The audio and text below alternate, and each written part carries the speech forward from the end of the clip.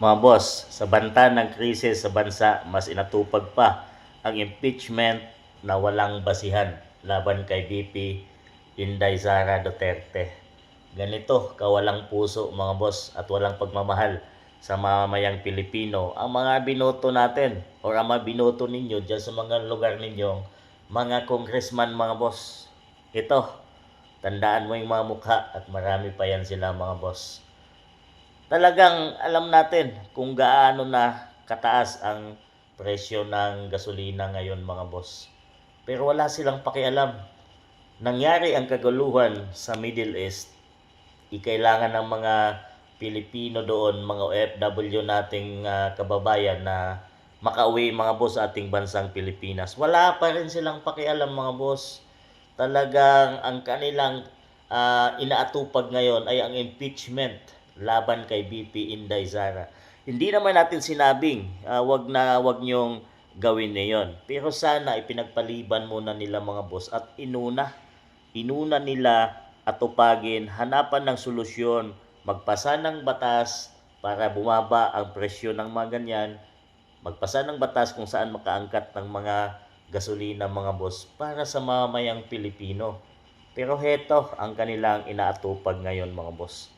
Grabe, wala talagang mga puso ang congressman na ito, kundi pang sarili lang nila ang kanilang iniintindi mga boss. Alam natin na yung karamihan sa mga congressman dyan ay mga alagad ni PBBM at sinasabing nabayaran na ng mali-malitang basura mga boss na galing sa pera ng taong bayan. Kaya naman, tinatrabaho nila ngayon mga boss dahil bayad na sila. So, kung ibig sabihin bayad ka na, so kumilos ka na.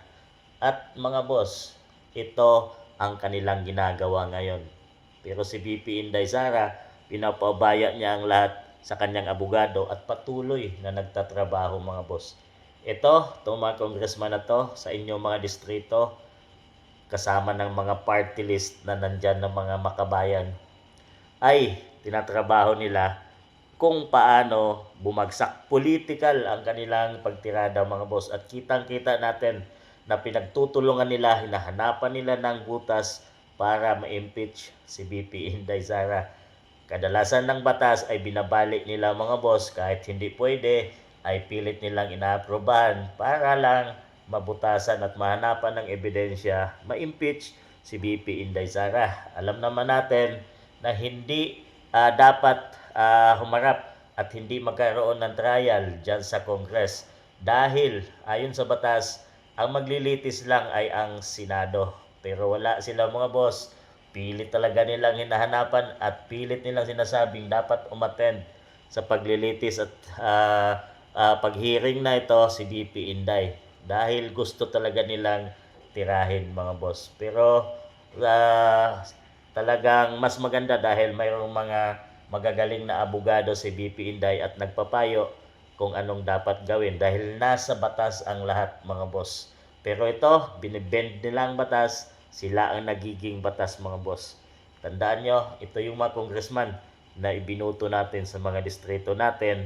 Walang awa, walang puso sa mga mamayang Pilipino na naghihirap na ngayon dahil sa taas ng presyo ng gasolina. At syempre, apektado ang mga pasahero, apektado ang mga tsuper, wala nang income na iuwi sa pamilya at hindi naman tumataas yung pamasahe, hindi man tumataas yung sweldo ng mga mamamayang Pilipino pero nagtaasan ng mga bilihin at gasolina. So kayo nang humusga sa mga congressman ng mga lugar ninyo mga boss.